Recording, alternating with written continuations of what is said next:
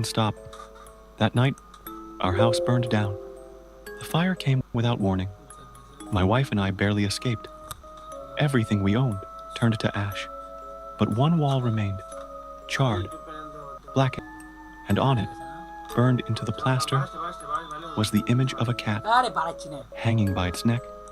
I told myself it was a coincidence that the neighbors had seen what I'd done and crafted a sick joke. Down, I knew it was him. We moved to a smaller. I drank more. Then one night, in a tavern, I found another cat, black, like Pluto. But this one had a white patch on its chest. It purred and rubbed against me, and I took it home.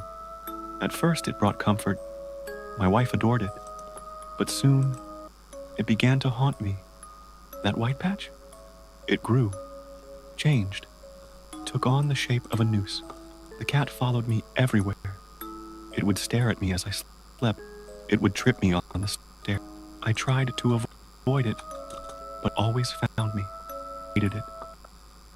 One in the basement, I tried to avoid. While fetch tools, the cat followed me again. My wife came down. I lost control. Rage overwhelmed. I raised the axe, not at the cat, but at her, and I struck. She collapsed without a sound. I had to hide the body.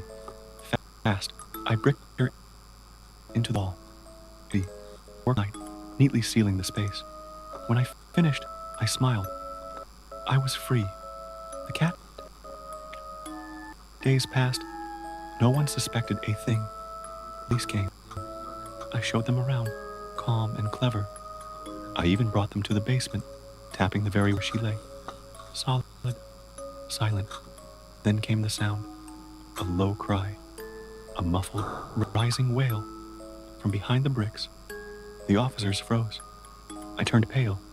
They tore the wall down. She was there, of course, bloated, rotting.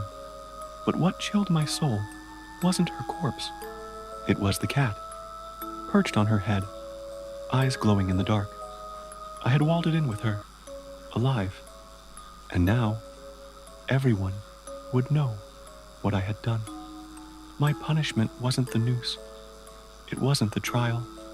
It was knowing that in my madness, I had buried the one creature who refused to leave me. And in the end, he made sure I would never forget. Thanks for listening to another sinister tale. Jason E. Once again, another sinister story by Jason E. The Black Cat.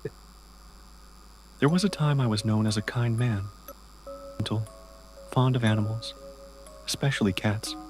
My wife and I shared a small house, cluttered with books, plants, and pets. Of all our animals, the one I adored most was a large black cat named Pluto. Pluto wasn't just a pet, he was my shadow. He followed me everywhere, slept curled beside me, and seemed to understand my thoughts.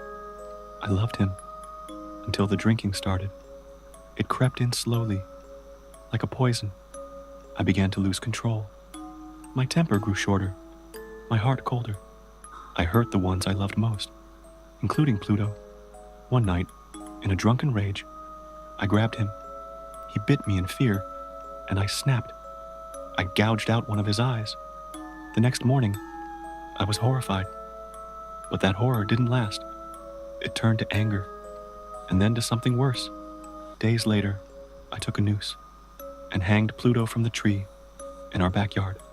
I wept as I did it, but I couldn't stop. That night, our house burned down. The fire came without warning. My wife and I barely escaped. Everything we owned turned to ash.